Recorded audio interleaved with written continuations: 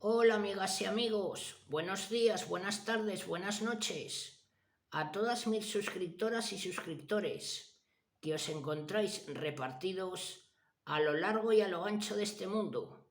Desde aquí os mando un saludo y un fuerte abrazo. Nuevamente os doy la bienvenida a mi canal, La Comarca, vuestro canal multicultural. En esta nueva ocasión, amigas y amigos, os traigo la segunda parte de la grandísima y completa biografía histórica del gran escritor checo Franz Kafka. Bueno, amigas y amigos, comenzamos.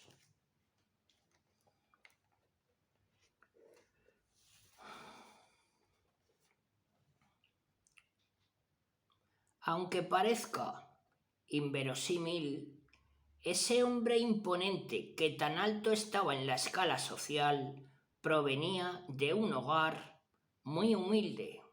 Su padre, el abuelo de Fran, un judío también inquebrantable, era carnicero. Hermann Kafka nació en Wozzeck, un pueblo checo que no pasaba de los 120 vecinos. En la miseria, pues el jornal del carnicero era miserable como el pueblo mismo. Creciendo entre sus 5 hermanos mal alimentados, Hermann Kafka conoció las pruebas más difíciles, solo guiado por el ejemplo de su inquebrantable padre, el carnicero, hombre que jamás dobló las rodillas ante la adversidad. Si no hubiera luchado tenazmente, el abuelo Jacob se hubiera hundido para siempre, pues las más absurdas injusticias habían caído todas juntas sobre él. El abuelo vivió hasta los 35 años sin la menor protección jurídica y hasta 1848 las vergonzosas leyes de la época le negaron incluso la licencia matrimonial que se exigía a los judíos para casarse. Ser judío equivalía pura y simplemente a una condenación, y Jacob, como tantos otros, solo pudo sobrevivir gracias a su inquebrantable tenacidad. En consecuencia, si tal cosa puede decirse,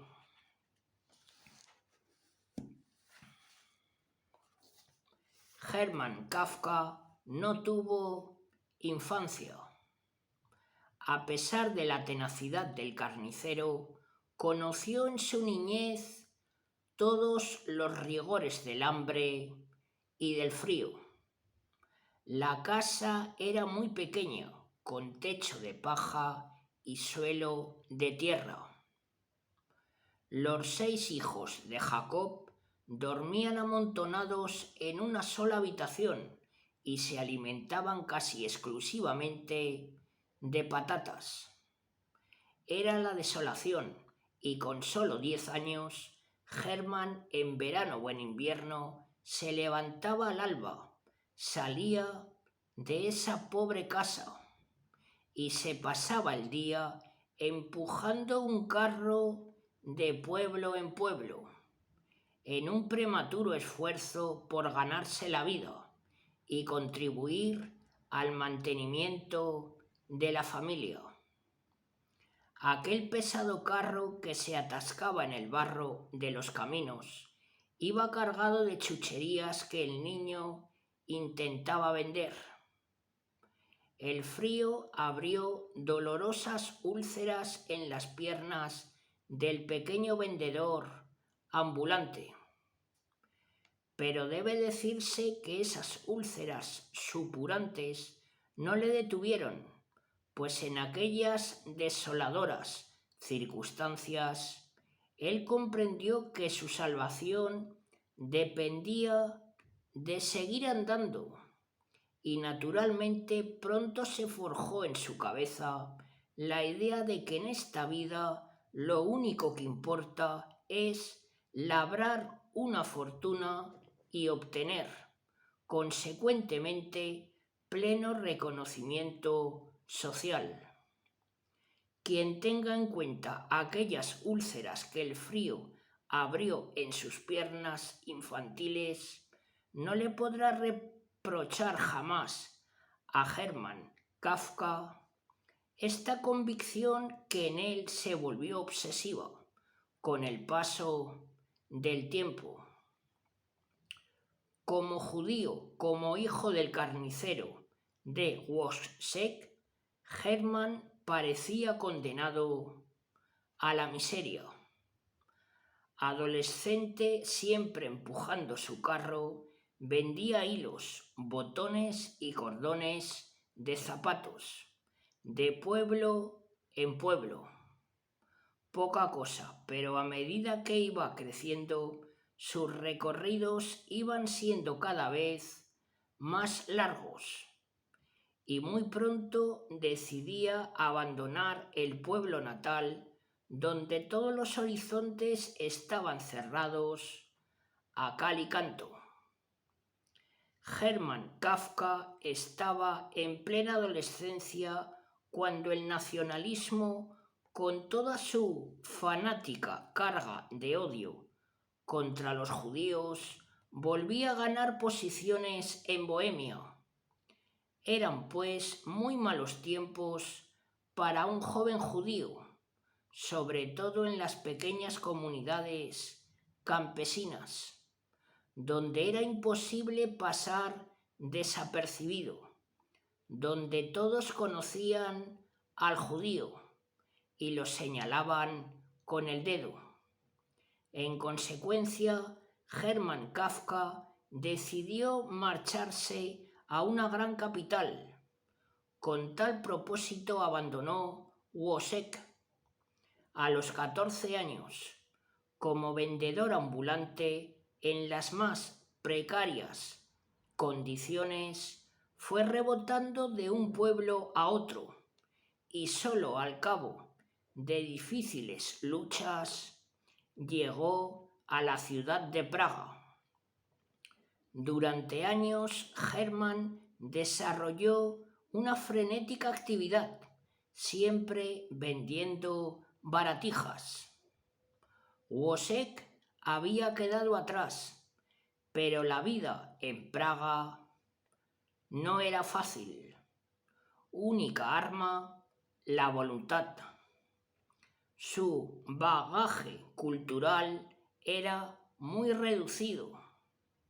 En la escuela judía de Wozzeck había aprendido muy pocas cosas útiles, aunque debe decirse que allí aprendió a sumar y restar, lo más importante para un vendedor ambulante, y que allí aprendió un poco de alemán, lengua en la que se expresaba con bastantes dificultades.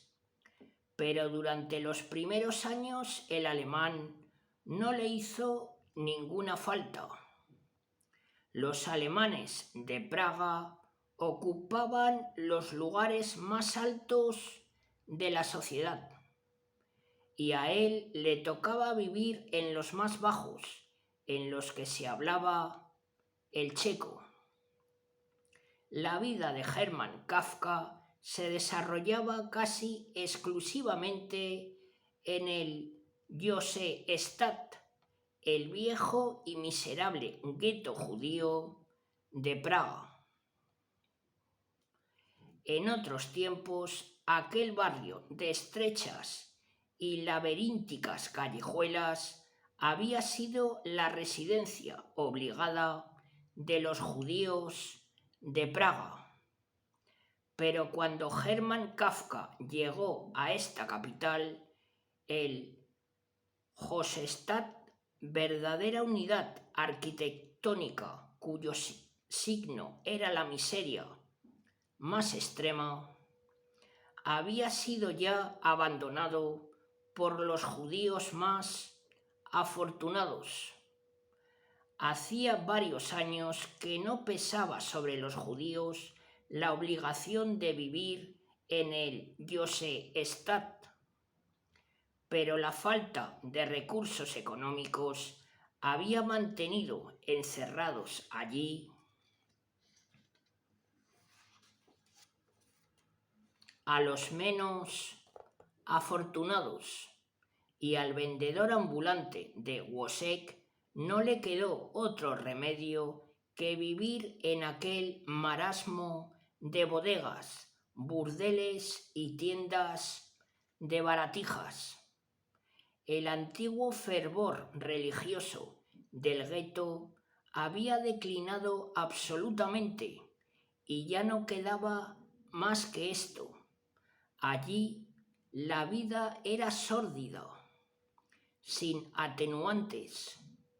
No sabemos dónde ni cómo conoció Hermann Kafka a Julie Lowy, la hija de un judío que había conseguido acumular una fortuna considerable gracias a una fábrica de cerveza.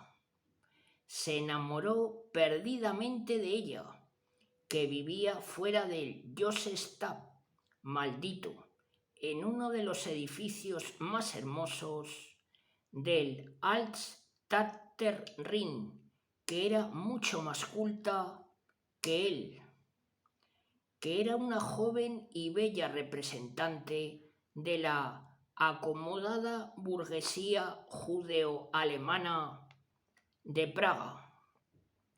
Con mucha pasión y con muchas faltas de ortografía, le escribió largas cartas de amor en alemán, inspirándose en alguno de esos libritos que contienen cursis, modelos epistolares para el caso. En el año 1882, Hermann Kafka y Julie Lowy contraían matrimonio, gracias al apoyo financiero del padre de Julie. Hermann Kafka abría ese mismo año una pequeña tienda de artículos de fantasía y a partir de ese momento, sin el menor desmayo, progresó ininterrumpidamente hacia la meta que se había propuesto: alcanzar un alto lugar en la sociedad gracias a una sólida cuenta bancaria, tenaz como el viejo Jacob. Tuvo más suerte. El matrimonio se instaló en la calle Maisel, al borde del Josefstadt. Era una vivienda muy modesta, situada en una calle muy conocida por sus locales de prostitución. Sin embargo, el vendedor ambulante de Wozzeck debió de considerarla muy satisfactoria. Casi había logrado escapar de aquel lugar, el Josefstadt. En esa oscura y lóbrega calleja, en el límite del antiguo gueto, en la frontera entre este y el círculo de la ciudad vieja, nació Franz Kafka el día 3 de julio del año 1883. Aunque la calle Maisel fuera especialmente tenebrosa, no puede decirse que Franz Kafka haya nacido dentro del Josefstadt y tampoco puede decirse que haya nacido fuera de él. Por su lugar de nacimiento, pues, debe decirse que nació bajo el signo de la ambigüedad y de la ambivalencia. Iba a concurrir al instituto más caro de Praga, pero nacía en una sórdida calleja. Decididamente, Franz Kafka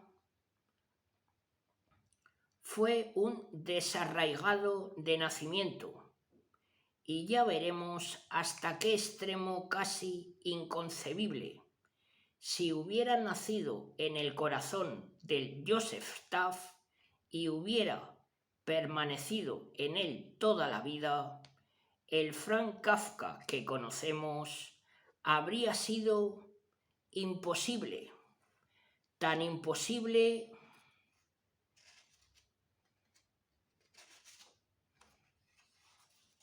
como si hubiera nacido lejos de aquellos miserables y retorcidos callejones.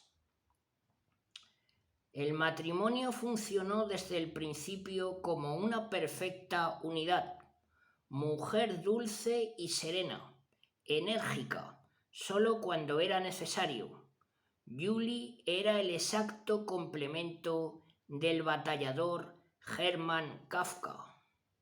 Y lo era, entre otras cosas, porque ella estaba decidida a que la familia alcanzase una sólida posición social. Resulta indiscutible que se casó con Hermann por amor verdadero. En principio, al menos para ella, hija de un rico fabricante de cerveza, el matrimonio con el inculto y pobre vendedor ambulante de Wozzeck era desventajoso. Pero ella era romántica e idealista, y consideraciones de índole materialista le importaban muy poco. Julie Lowy, que nació en el año 1856 y falleció en el año 1934, no conoció durante su infancia y juventud el hambre y el frío que tanto marcaron el carácter de su marido. Pertenecía a una familia acomodada. Sin embargo, le tocó vivir sufrimientos de otro género igualmente atroz. Siendo una niña, Julie tuvo ocasión de ver la muerte de cerca dramáticamente. Tenía solo 3 años cuando la madre de esta, su abuela, incapaz de sobreponerse a la prematura muerte de su hija, quedó trastornada.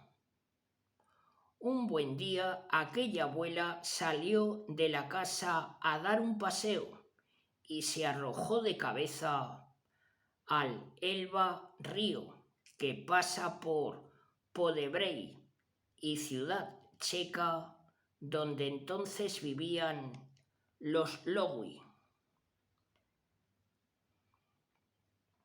Y la trágica serie continuó. Julie tenía 6 años cuando murió su abuelo. Obligada por un antiguo ritual judío, la pequeña tuvo que poner sus manos sobre los helados pies del cadáver, pidiendo perdón por las posibles faltas cometidas contra su memoria. Experiencias impresionantes que sin duda marcaron su personalidad.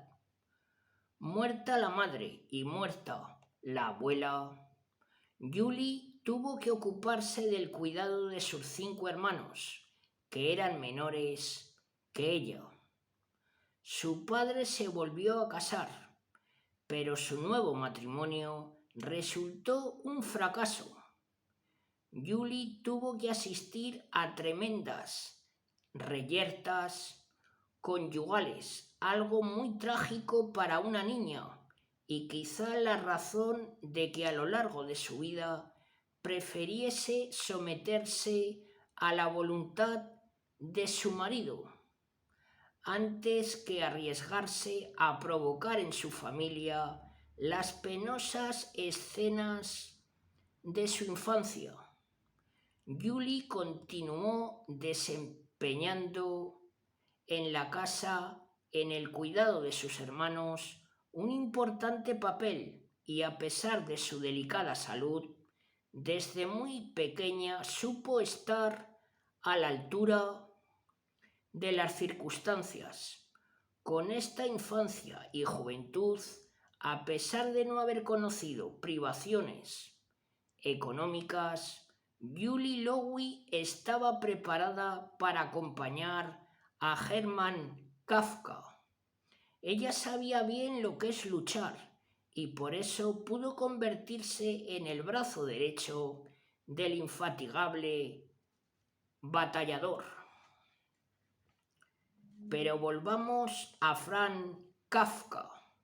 Había nacido en un tenebroso callejón, ni dentro ni fuera del Josefstadt, y la importancia de esta ambigua circunstancia se verá más adelante. Ni dentro ni fuera del Josefstadt, pero vayamos ahora por partes, repasando las distintas influencias que, contradictorias y divergentes, comenzaron a actuar sobre él desde el momento en que hizo su aparición en este mundo. No podríamos familiarizarnos ni con su personalidad ni con sus escritos si no las tuviéramos siempre en cuenta. Veamos, Hermann Kafka era de paupérrimo origen. Julie era hija de la burguesía acomodada. La lengua materna de Julie era el alemán, la lengua de los ricos de Praga.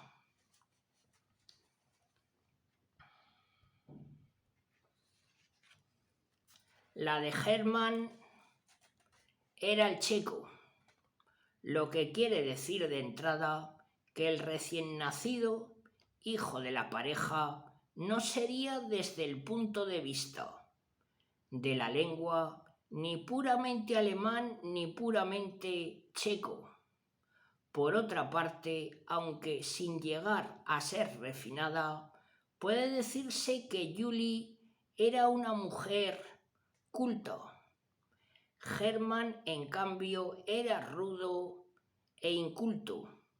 Y debe añadirse que durante varias generaciones los Lowy habían sido personas más o menos cultivadas, abundando en la estirpe las personalidades de talante contemplativo o soñador. En cuanto a los Kafka, no cabe decir lo mismo. Durante varias generaciones fue una familia de bravos luchadores, de talante práctico y nada proclives a perder el tiempo en contemplaciones o sueños.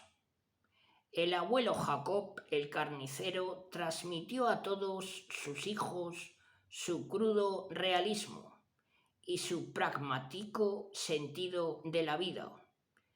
Ya hemos visto cómo se las arregló Hermann Kafka para salir adelante en medio de las más adversas circunstancias. Y podemos agregar que sus hermanos hicieron exactamente lo mismo, todos físicamente fuertes. Salieron adelante. Philipp y Heinrich lograron prosperar en el comercio, como Hermann, y Ludwig, por su parte, se labró una sólida posición como agente de seguros. Comparados con los Kafka, los Lowy eran físicamente endebles. Varios murieron prematuramente y los éxitos comerciales del padre de Julie no deben ocultar el hecho de que en la estirpe había varias personalidades de carácter absolutamente opuesto al de los Kafka. Ya hablamos de la abuela que se suicidó arrojándose al Elba. Y ya mencionamos al abuelo, que murió cuando Julie tenía 6 años. Era digámoslo ahora, un personaje curiosísimo, muy apreciado por su cultura y por su elevado sentido religioso. Se le veía armado con un hacha todas las mañanas. En efecto, todas las mañanas aquel viejo de frondosa barba rompía con su hacha el hielo del Elba y se bañaba en las aguas heladas del río donde su mujer se había ahogado. Aparte de esta costumbre, tenía una inmensa biblioteca y ya sabemos que su nieta, Julie, tuvo que poner las manos sobre los pies de su cadáver. Quiere decir esto que en casa del abuelo de Julie se cumplían rigurosamente las tradiciones religiosas judías. Este abuelo fue hasta su muerte rabino y circuncisidor de la comunidad y como tal persona respetada y muy querida. Y debe añadirse que el bisabuelo había sido quizás aún más culto que el abuelo e igualmente conocido por su religiosa manera de vivir. La gran biblioteca del bisabuelo de Fran había sido pues continuación de la biblioteca del tatarabuelo, el carnicero de Wozzeck. En cambio, no había sido hombre preocupado de acumular libros y sin duda el único libro que tuvo entre sus manos fue la Biblia. El único elemento común a los Lowy y los Kafka parece haber sido la Biblia, el origen judío de ambas familias. Julie y Hermann eran judíos y bautizaron a su primer hijo según la tradición judía. Fran recibió el nombre judío de Aschel, el nombre del legendario bisabuelo que se bañaba todas las mañanas en el Elba helado. Pero no debemos creer que Fran encontraría un punto de apoyo en el judaísmo, porque también desde el punto de vista religioso, Franz Kafka fue un desarraigado de nacimiento. Hermann Kafka era un hombre práctico, nada devoto, y Julie, por su parte, era hija del menos devoto de los Lowy, el fabricante de cerveza. Y ambos se limitaban a cumplir con las obligaciones religiosas más includibles. Solo acudían a la sinagoga un par de veces al año para dejarse ver por el prójimo más que para responder a auténticas demandas espirituales. No, ciertamente, Franz Kafka no había llegado a la casa de unos judíos devotos.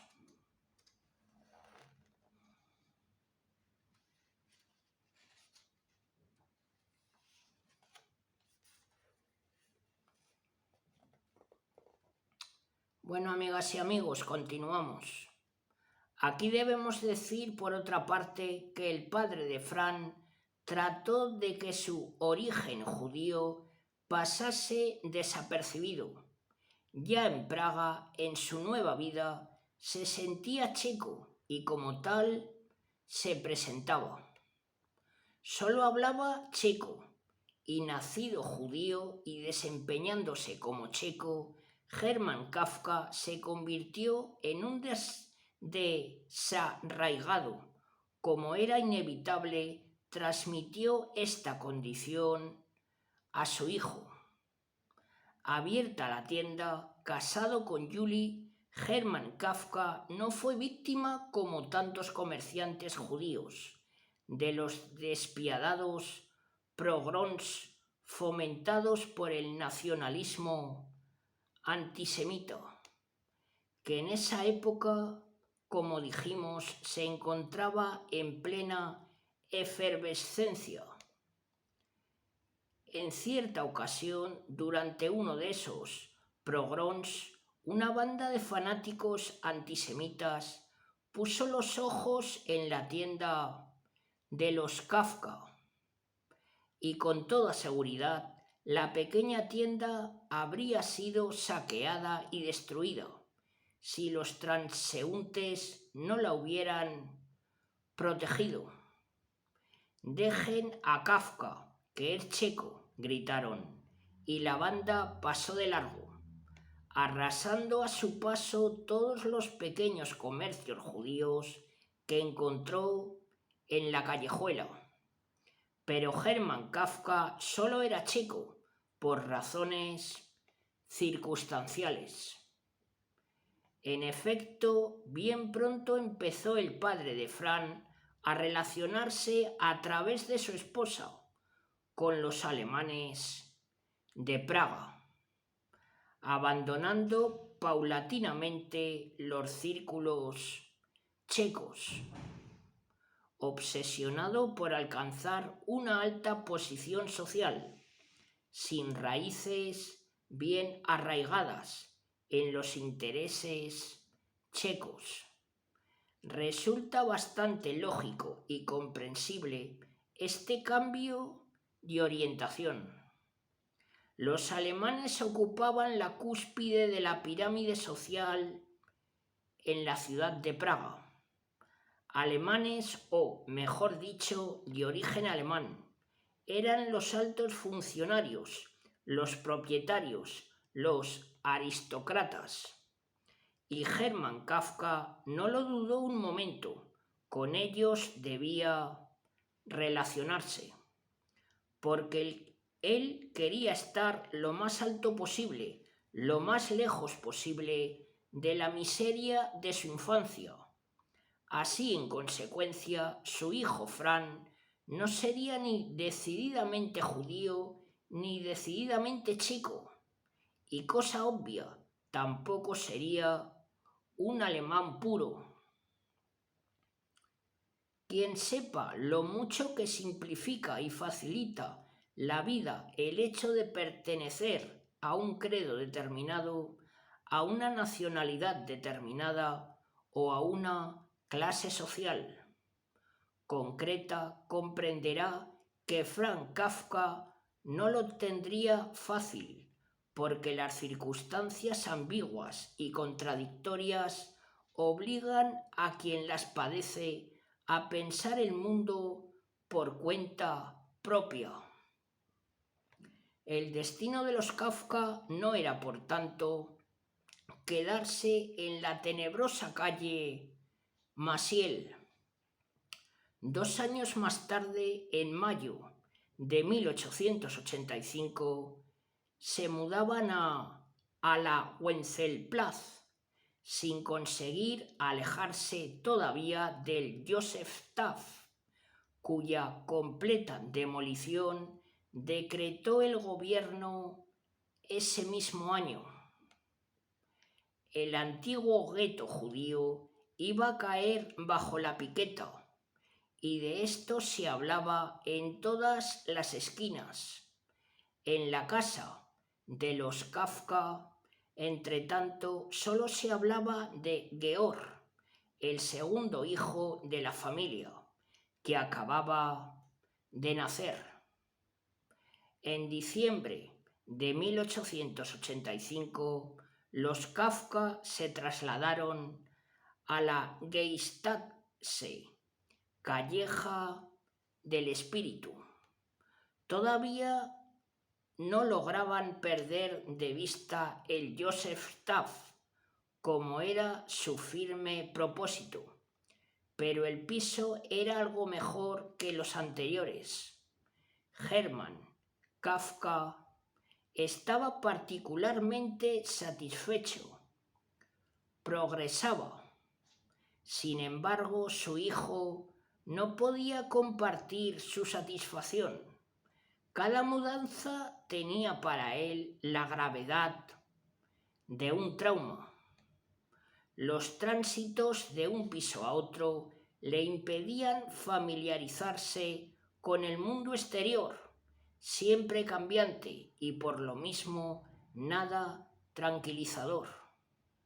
En la primavera de 1887, Georg murió, demasiado pequeño para entender lo que había pasado. Franz se quedó en su rincón, estupefacto, inquieto. Era evidente que su hermano había desaparecido. Aquel año terminó con una nueva mudanza. Los Kafka se trasladaron a un piso en la calle Niklas.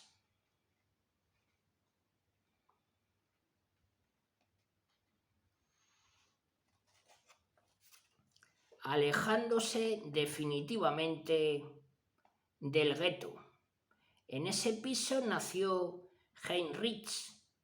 Franz, con 5 años, pudo contemplar a su hermano con los ojos bien abiertos.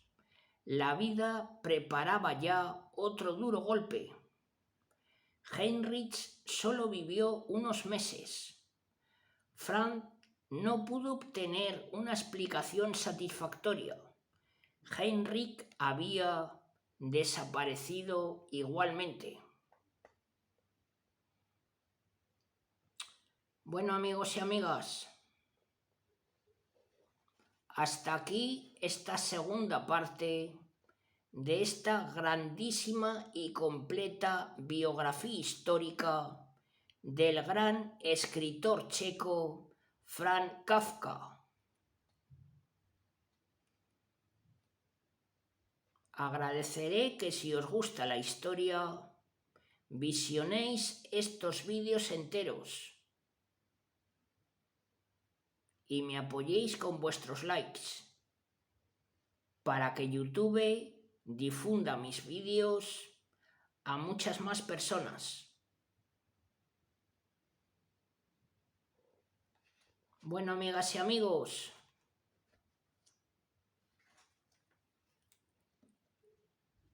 os mando un saludo a todas y a todos.